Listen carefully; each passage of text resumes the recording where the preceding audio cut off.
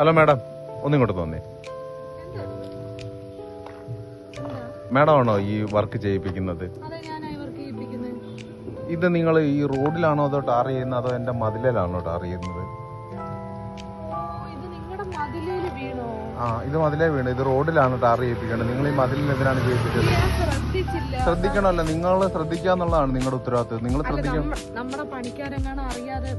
അങ്ങനെ അറിയാതെ അങ്ങനെ ചെയ്യാൻ പാടില്ല. ഞാൻ പുതിയ വീട് വെച്ചിട്ട് മതിൽ കെട്ടിട്ട് അതിന്റെ മതിലിലാണോ നിങ്ങൾ ടാർ ചെയ്ത് വെക്കുന്നത്? എനിക്ക് മനഃപൂർവ്വമെന്നോ മനഃപൂർവ്വം അല്ലയോന്നോ എനിക്കറിയണ്ടേ. എനിക്ക് ഇതിന്റെ പൈസ കിട്ടണം, അല്ലെങ്കിൽ ഇത് രണ്ടാമത് പെയിന്റ് അടിച്ചു തരണം.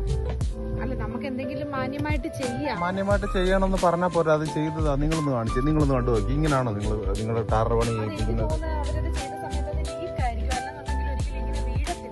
അത് ഈ നാട്ടുകാരുടെ മൊത്തം മതിലിനും കൂടെ പെയിന്റ് അടിച്ചു കൊടുക്കേണ്ടതായിട്ട് വരില്ല ഈ കണക്കിന് പോയാൽ. നിങ്ങൾ ഒന്ന് ആലോചിച്ച് നോക്കി. ഇതൊന്ന് കണ്ടു നോക്കി, നിങ്ങളൊന്ന് കണ്ടു നോക്കി. നിങ്ങൾ ഇത് നാട്ടുകാർക്ക് മൊത്തം ഇങ്ങനെ പെയിന്റ് അടിച്ചു കൊടുക്കേണ്ടി വരും. ഓരോ വീടിന്റെ വാതൊക്കെ കൂടെ ഇങ്ങനെ മെയിൻ്റെനൻസ് വർക്ക്, ടാറിന്റെ വർക്ക് ചെയ്യുന്ന സമയത്ത് അത് പറഞ്ഞാൽ എങ്ങനെയാ ശരിയാവുന്നത്? നിങ്ങൾ ഈ ഓരോ വീടിന്റെ വാതൊക്കെ ചെന്നിട്ട് ഇതുപോലെ പെയിന്റ് അടിച്ചു കൊടുക്കും. ഇത് കണ്ടോ, ഇത് നിങ്ങളൊന്ന് കണ്ടു നോക്കി. ഇത് നിങ്ങൾ ഓരോ വീടിന്റെ വാതൊക്കെ ചെന്നിട്ട് ഇങ്ങനെ ചെയ്ത് കൊടുക്കുമോ മാഡം? അപ്പൊ ഇതിന്റെ എങ്ങനെയാന്ന് വെച്ചാൽ പറയാം. എനിക്കിതൊന്നെങ്കിൽ എന്റെ മതിലിന് പെയിന്റ് ചെയ്ത് തരണം, അല്ലെന്നുണ്ടെങ്കിൽ ഇതിന്റെ പൈസ അങ്ങനെ തരാന്ന് പറഞ്ഞാൽ പോരാ. അങ്ങനെ വാക്കാൽ പറഞ്ഞിട്ട് നിങ്ങൾ ഇത് പോകും. നിങ്ങൾ ഇതിന്റെ പണി കഴിഞ്ഞിട്ട് നിങ്ങൾ അങ്ങ് പോകും. പിന്നെ ഞങ്ങൾ ആര് തിരക്കും?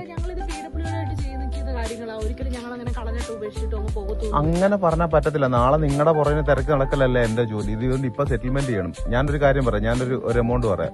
ഒരു 10,000 രൂപ എനിക്കിപ്പോ തരണം. ഇല്ല നിങ്ങൾ 10,000 രൂപ ചോദിക്കാന്ന് പറഞ്ഞാൽ എനിക്ക് 10,000 രൂപ വേണം. ഇത് കണ്ടോ, കാണിച്ചു വെച്ചേക്കുന്നുണ്ടോ നിങ്ങളതിപ്പോ? എന്നൊരു കാര്യം ചെയ്യും. നിങ്ങൾ മാന്യതയിലൊന്നുമല്ല, നിങ്ങളുടെ ഉത്തരവാദിത്തമാണ് ഇത് ചെയ്യിപ്പിക്കുക എന്നുള്ളത്.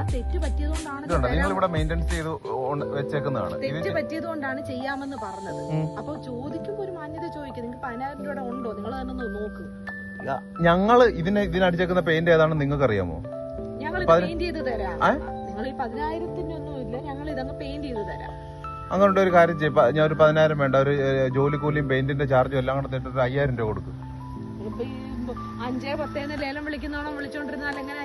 ഞങ്ങൾക്കൊരു തെറ്റ് പറ്റിപ്പോയെന്നും പറഞ്ഞോണ്ട് നിങ്ങൾ ഇങ്ങനെ ചോദിക്കാൻ കൊള്ളാമോ? 5-10 മാന്യമായ ഒരു ഇത് നിങ്ങളുടെ ഉത്തരവാദിത്തമാണ്. നിങ്ങൾ ഇവിടെ ഇത്ര 2 കിലോമീറ്റർ റോഡ് ചെയ്യുമ്പോൾ നിങ്ങൾ എത്ര വീടിന് ഇതുപോലെ മതിൽ കാണിച്ചു വെക്കും? അല്ല, ഇതുവരെ ഞങ്ങളുടെ പണിക്കാർക്ക് അങ്ങനെ ഒരു അബദ്ധം പറ്റില്ല. ഇതെന്തോ ലീക്ക് ആയതുകൊണ്ട്. ഇത് ലീക്ക് ആയതല്ല, ഇത് സംഭവിച്ചത് ഇതിന്റെ ടാർ ചെയ്യുന്ന സമയത്ത് കാറ്റടിക്കുമ്പോൾ ശ്രദ്ധിക്കാതിരിക്കുന്നത് കൊണ്ടാണ് ഇങ്ങനെ സംഭവിച്ചത്. അങ്ങനെ സംഭവിച്ചിട്ടില്ല, പറ്റിപ്പോയി. ശരി, ഞാനൊരു കാര്യം ചെയ്യും. ഒരു 2,500 രൂപ തരാം. 2,500 രൂപ ഒന്നും പോരാ. ഈ പെയിന്റ് അടിക്കണമെങ്കിൽ ഇത് വാഷ് ചെയ്യണം. മൊത്തം വാഷ് ചെയ്തിട്ട് രണ്ടാമത് പ്രൈമർ അടിച്ചിട്ട് വേണം. മാഡം അങ്ങനൊന്നും പറഞ്ഞു. നിങ്ങളൊരു ഒരു സ്ത്രീ ആയതുകൊണ്ടാണ് ഞാൻ ഇത്രയും മാന്യമായിട്ട് സംസാരിക്കുന്നത്. അതുകൊണ്ടാണ് ഞാനും തരാന്ന് വിചാരിക്കുന്നത്. എന്റെ സ്ഥാനത്ത് വേറെ വല്ലവരാണ് നിങ്ങൾ ചോദിക്കുന്നത് 5-10 തരത്തൊന്നുമില്ല. നിങ്ങൾ എന്റെ മതിൽ ചീത്തയാക്കിയതും പോരല്ല മാഡം, എന്താണ് ഇങ്ങനെ സംസാരിക്കുന്നത്? നിങ്ങൾ പറ, ഇപ്പൊ എങ്ങനെ അഡ്ജസ്റ്റ് ചെയ്ത് തരണം? ഒരു കാര്യം ചെയ്യും, 2,500 രൂപ കൊടുക്കും. ഒരു 1,500 രൂപ തരാം. 1,500 ഇത് ലേലംവിളിയല്ല, മീൻ കച്ചവടം ലേലംവിളി. 1,500 രൂപയ്ക്കുള്ള കാര്യങ്ങളേ ഉള്ളൂ മാഷേ, വിട്ടരുത്. ഇല്ല നടക്കത്തില്ല. 1,500 രൂപയ്ക്ക് ഞങ്ങൾ ഇതങ്ങ് ചെയ്യിച്ചു തരാം. 2,500 രൂപ ഇത് പെയിന്റിങ്ങിന്റെ പൈസ വരും. 2,500 രൂപ. ശരി, ഒരു 2,000 രൂപ തരാം. കൊടുക്ക്, 2,000 രൂപ കൊടുക്ക്.